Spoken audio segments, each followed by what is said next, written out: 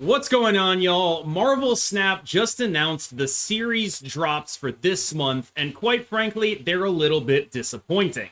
So the cards dropping from Series 5 to Series 4 are Snowguard and Stegron, and the one card, singular card, dropping from Series 4 to Series 3 is Shauna. Now, generally speaking, the thing people were mostly looking forward to was, hey, Jeff might finally be downgraded. Under the old system, Jeff would have been downgraded from Series 5 to Series 4 at around this time. Of course, Darkhawk would have already been in Series 3. So all we've seen from flexible series drops has been bad things. All we've seen is cards that are really important and really good getting held in higher series, and we have no real understanding as to why.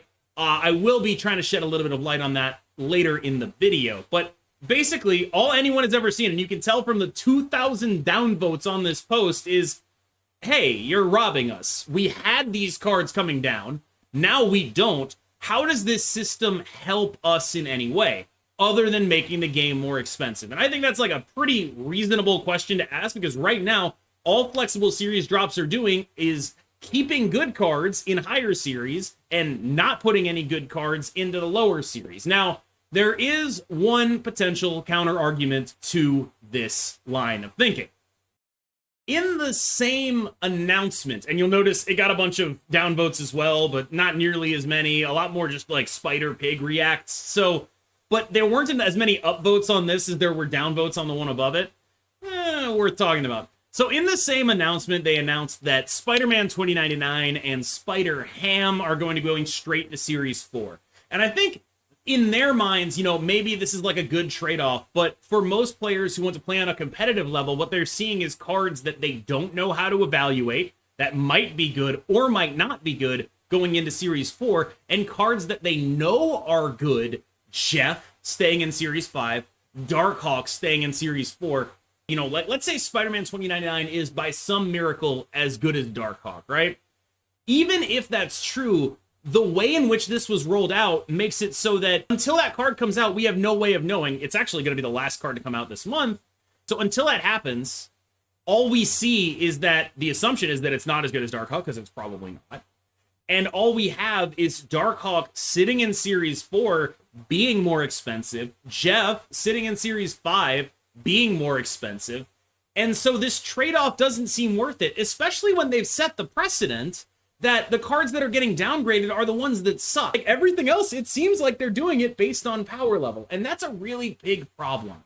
The fact that they may be doing this based on power level is sort of definitionally pay to win. And if you go back on my channel, I have a bunch of videos talking about how the token shop incentivizes them to be pay to win.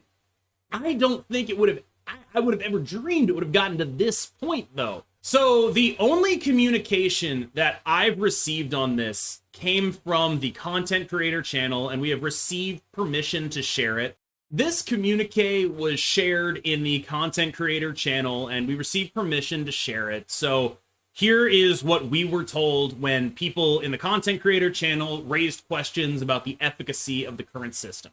And what we were told was that there is something coming in the future that makes flexible series drops make more sense. And I think that there are many shapes that something like that could take, but fundamentally what it would require is a big boost in the acquisition rate of Series 4 and Series 5 cards.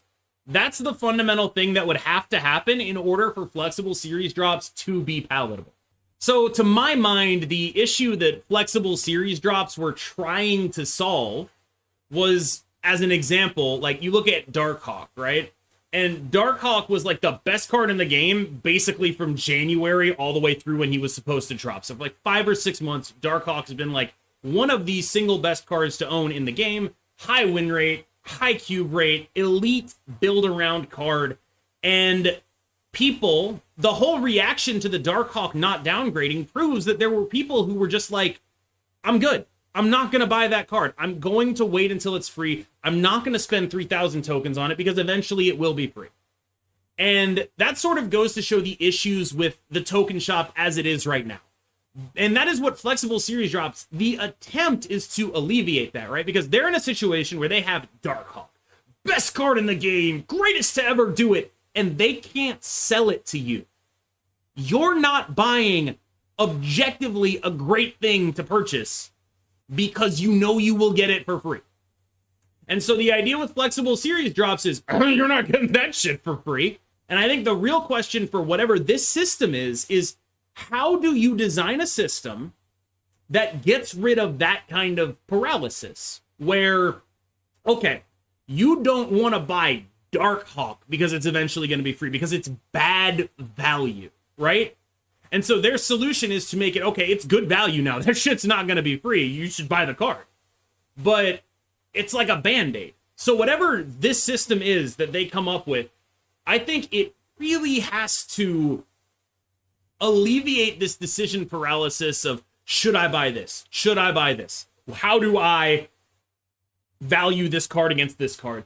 And and leave you in a state where you're like, all right, I'm going to go get this card.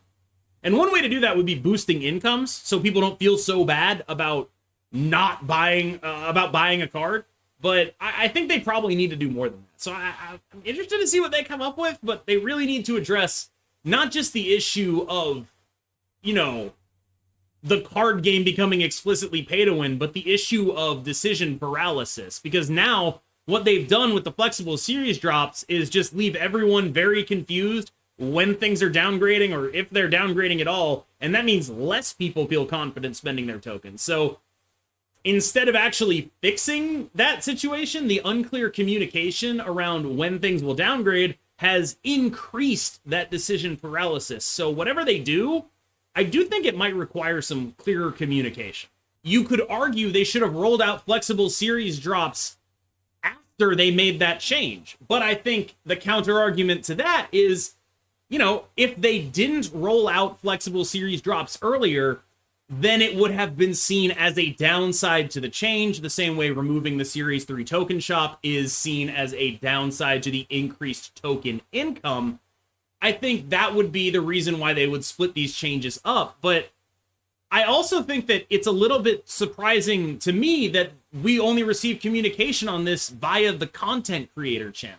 And I don't mean that to say like, oh, they prioritize the content creators. My understanding is that the person who told us that in the content creator channel is like a marketing person, and they're like, I don't know, maybe they're the influencer manager, and they told us that because we're talking about stuff, right?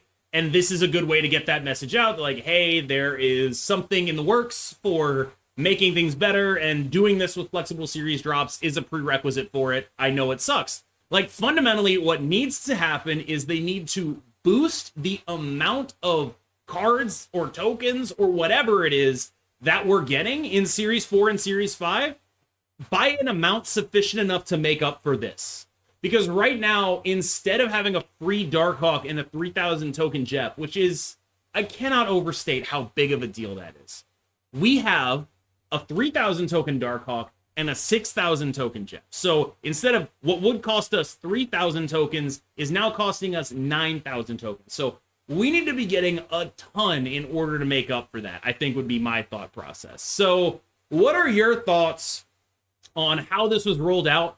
I think generally I would say this is more of an issue than a communication issue. One of the things I'm seeing a lot is people talking about how like better communication could have made this better, and like why was this in the content creator channel instead of anywhere else. But I think the fundamental issue here is that flexible series drops have only been used to make good cards more expensive, and that's not good. And I don't know what level of comms expertise could make that better. I don't think there's a way to put a shine on something like that. The only way to make this in any way okay would be to make sure that whatever this change is something that really fixes these issues, because they've created a situation where the most expensive cards are the best cards. So unless everyone is getting more access to those cards, I don't really know how you fix this. Because even if you fix it in terms of giving everyone more cards, you're not fixing it in terms of getting people all the cards that they want. And so I guess I sort of think that people focusing on the communication errors, and while I think it's fair to say that there were some, I don't think it's fair to say that that is the main issue. With the first flexible series drop, I think communication could have helped it a lot, right? Because they had some plausible deniability. Like, no, we're doing this with Darkhawk because we're trying to change card acquisition, relax. But now, the second time they've done flexible series drops, getting Snowguard, Shana, and Stegron, like, and not getting Jet, like, it's just not good. So I really think that the issue is not an issue of communication. It is an issue of the fundamental choice that they made. Obviously, I'm going to continue to play Marvel Snap. I am lucky enough that this problem does not really affect me because I already have all these cards. But I think if I were in the position of someone who did not have all these cards, I would be severely discouraged, and I wouldn't blame them. So I think that whatever this is over here, whatever this thing, the part of a larger effort that they'll be sharing in the near future is, the sooner it happens, the better. The better it is, the better. And I genuinely, like, it makes me struggle to come up with a concept that actually checks all the boxes, right? Like, even it, like, let's say they double token acquisition, right? If they double token acquisition, does that even make up for it? I don't even know. Like, what level of acquisition would it require to make up for the fact that your game is explicitly putting the best cards in the most expensive spots? Like, it's still artificially kind of pay to win, right? Like, I don't know if you can do that. So I think one thing that really surprised me about this is I didn't expect them to use flexible series drops to keep stuff in Series 5. That's my honest answer, is I did not expect it. I expected them to use flexible series drops to keep stuff in Series 4, but not necessarily in Series 5. And I think that hurts a lot more. Like, if Jeff just dropped here, I don't think we'd have any problem if Jeff stayed in Series 4 a little bit longer and we got the Spider-Verse cards early. But keeping them in Series 5 is a prohibitive cost barrier. And I get that there's an argument that they need to see what happens to sales keeping a card like Jeff in Series 5, the same way they needed to see what happened to sales by keeping a card like Darkhawk in Series 4. But both times, I feel like it doesn't outweigh the negative impact that keeping a card that important to that many decks in that exclusive area has on people. And I think that generally speaking, I would have kept basically any other card in Series 5 other than Jeff. And I would have kept basically any other card in Series 4 other than Darkhawk. Like, I think basically that they maybe underestimate a little just how much people count on the series drops in order to keep playing the game. And so that means it's a fundamental issue here in terms of flexible series drops. That is the issue. They have explicitly paired power with cost, and I don't know how you fix that. Even if you give us more ways to get the cards, power is still paired with cost. I don't know. What do you think? I'm interested to know what you think, because I'm in a pretty rarefied position, right? I have basically every card I would ever want, and I have like 15,000 tokens, but I'm not you. And I need you to, like, pop my bubble and tell me what you actually think. So leave your thoughts in the comments. I know this video was a little bit more disjointed, but I can't wrap my head around this. Like, when I do a video on a deck, I know what I'm doing, and I don't know what they're doing. I don't have a good understanding of what their motivations are and why it was rolled out this way. And I don't even know that having a good understanding of it would be helpful, because I think despite all of this, I generally do think they're coming from the right place. Like, it's not like, oh, we're greedy. It's more like, okay, we need to figure out a way to make this system work for everybody. Whatever we have planned in the future requires us to have like a bunch of good cards in Series 4 and Series 5. That could have been communicated better. That is a communications issue.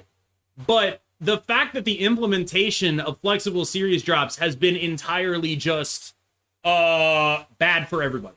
Bad for you. Bad things happen. And that's what's associated with flexible series drops. I think is less a communications issue and more a you shouldn't have done it that way issue. So let me know what you think, and as always, I'm Cam Best. I will see you in the next one. Have a good one, y'all. Stay strong.